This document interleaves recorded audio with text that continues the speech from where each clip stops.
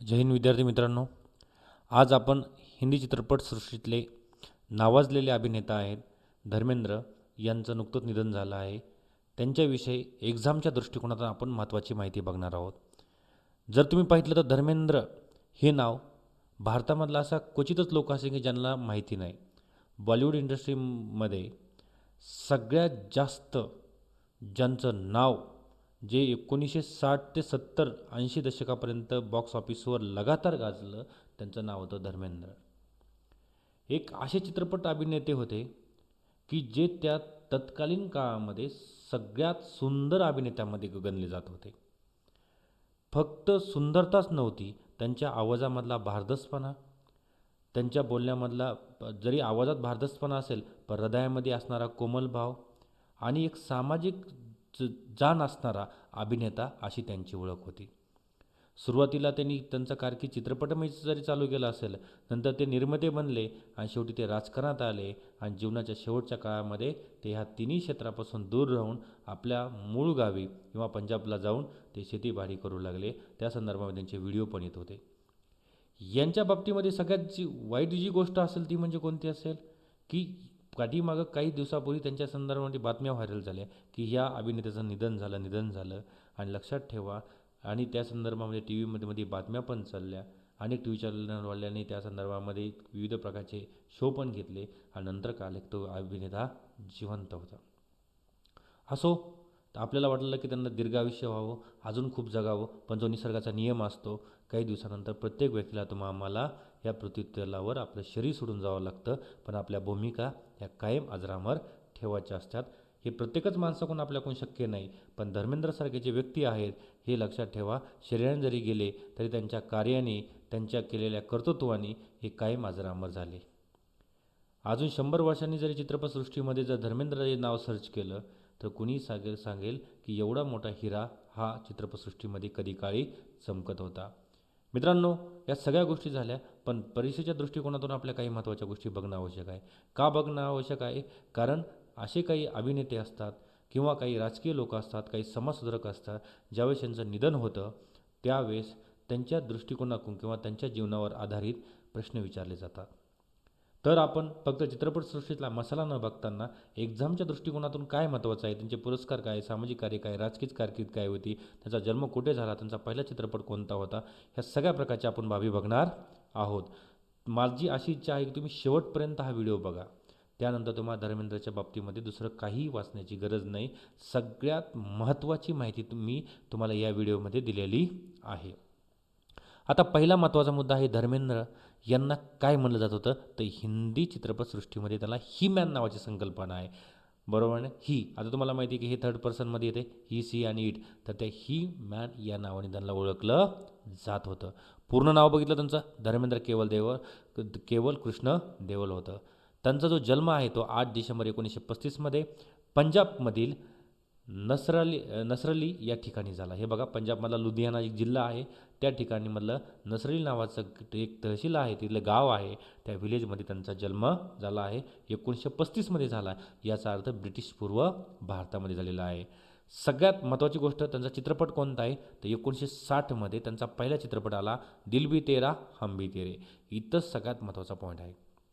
प्रश्न काय येतो, प्रसिद्ध अभिनेते धर्मेंद्र यांचे नुकतेच निधन झाले, त्यांचा पहिला चित्रपट कोणता? तर लक्षात ठेवा, तो आहे दिल भी तेरा हम भी तेरे. 1960मध्ये प्रकाशित झाला. हे त्यांचं जन्मगाव आहे. त्यांचे काही प्रमुख चित्रपट होते जसे की शोले आहे, सत्यम शिवम सुंदरम आहे, अनुपमा आहे, चुपके चुपके आहे, धर्मवीर आहे, यादव की बारात आहे, फूल और पत्थर आहे. हा चित्रपट एकदम सुपरहिट आहे. आणि आपने आणि यमला पगला दिवाना. आता आपणेमध्ये हा आत्ता काही दशकापूर्वी आलेला चित्रपट आहे आणि या चित्रपटामधले गाणे वगैरे किंवा त्याच्यामधलं जे कुटुंबामधला इमोशनल बॉन्ड आहे ना, हा कायम आपल्याला दिसून आला. ओके. त्यानंतरची त्यांची परिवाराच्या बाबतीमध्ये जर बघायला गेलं समजा, त्यांच्या पत्नी आहेत त्या 2 आहेत. एक आहे प्रकाश कौर आणि दुसरं जे आहे हेमा मालिनी आहे. आता हेमा मालिनी ही चित्रपटसृष्टीमधले तुम्हाला सांगायला म्हणजे ड्रीम गर्ल नावाने ओळखलं जातं. प्रत्येक त्यांच्या नावाशी समजा ओळखीत आहे, त्यांच्या नावाशी फॅमिली राष्ट्रासारखाच आहे, कारण त्या काळामध्ये त्यांचे चित्रपट खूप गाजले. अधूनमधून त्या ॲडव्हर्टाईजमध्ये आपल्याला दिसत राहतात. त्यांना एकूण अकॉर्डिंग टू विकिपीडिया 6 मुलं आहेत.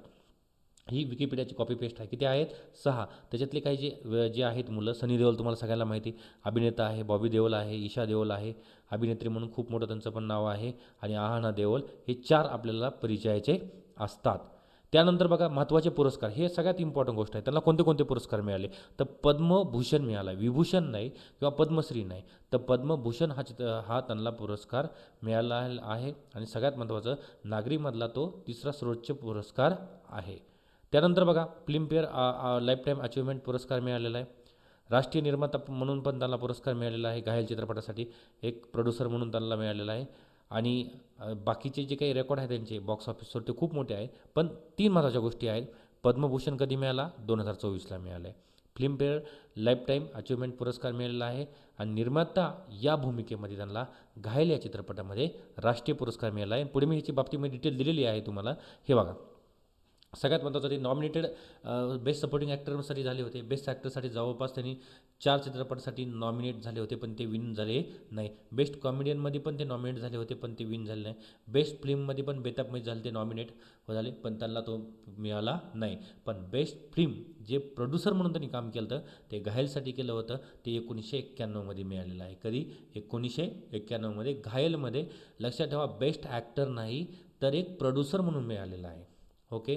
आणि त्यानंतर 1997ला लाईफटाईम अचिव्हमेंट अवॉर्ड मिळालेला आहे. हे चित्रपटाचं नाही, पूर्ण चित्रपटसृष्टी मधली त्यांची कारकीर्द, त्यांचा पूर्ण प्रवास याच्यावर गेलेला तो पुरस्कार असतो. ओके.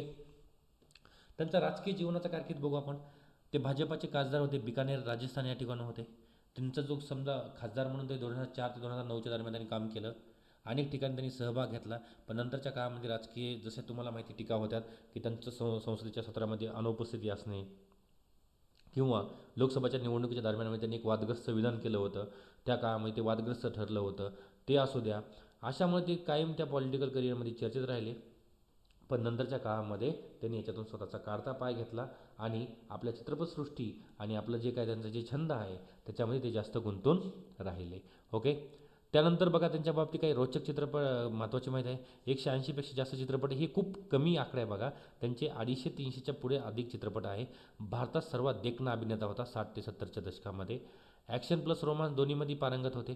फक्त रोमॅन्समध्ये नाही किंवा फक्त ॲक्शनमध्ये नाही, जिथं ॲक्शन आहे तिथं ॲक्शन, जिथं रोमॅन्स होतं रोमॅन्स होतं.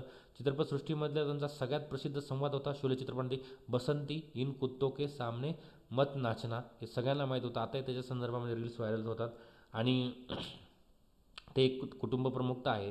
लोकसत्तांनी बातमी दिली की अविरत निर्मळ निखालस म्हणून 35 ते 25च्या कारकिर्दीमध्ये सत्यकाम, अनुपमा, चुपके चुपके यासारख्या विविध अंगी चित्रपटांनी काम केलं आहे. अशा प्रकारचं पण त्यांनी काय केलं होतं, लोकसत्तांनी ती बातमी दिलेली होती. ओके.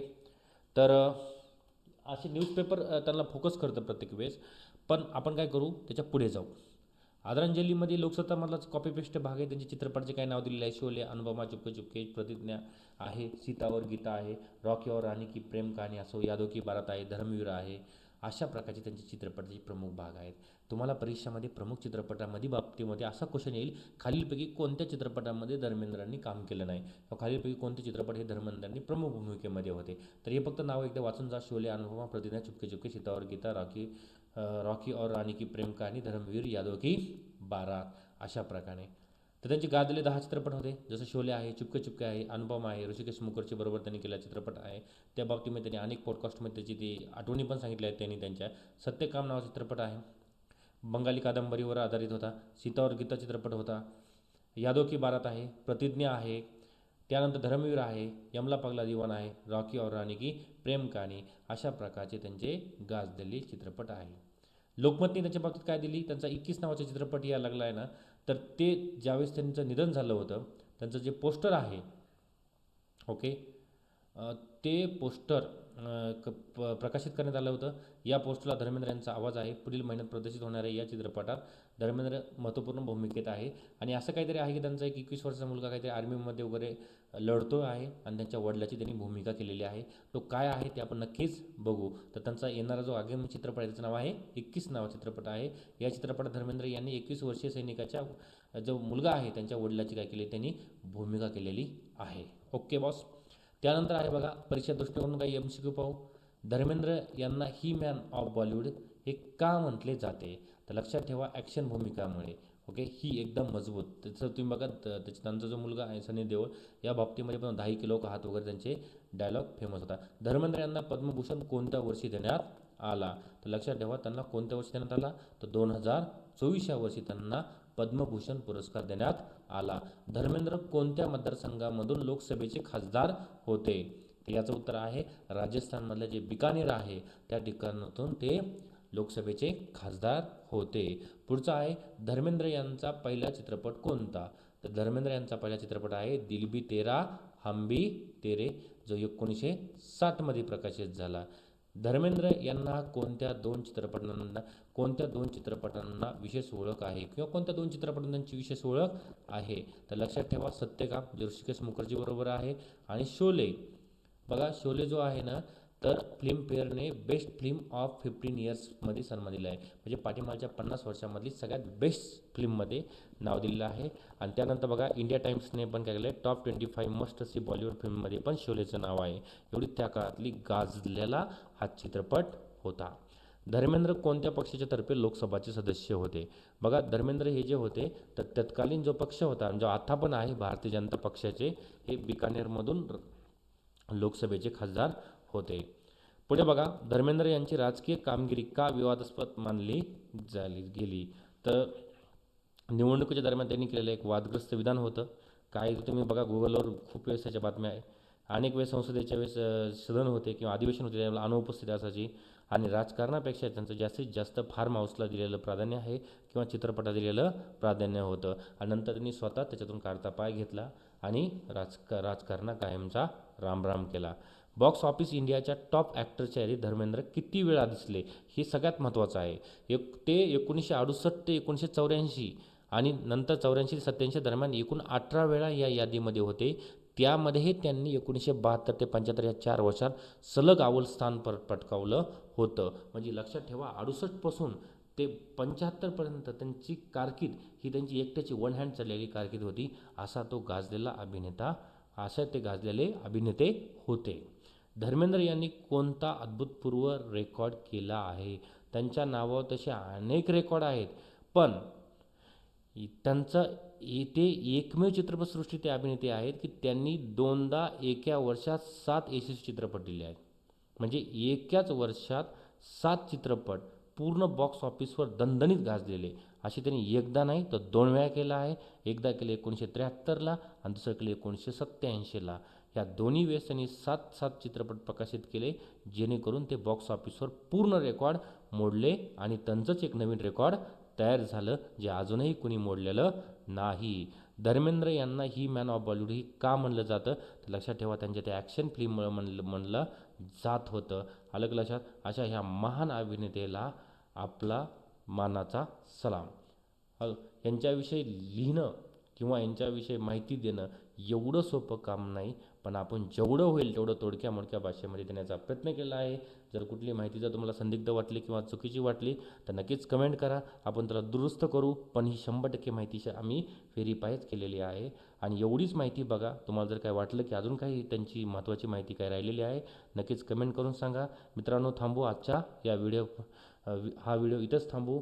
जय हिंद, जय महाराष्ट्र, धन्यवाद.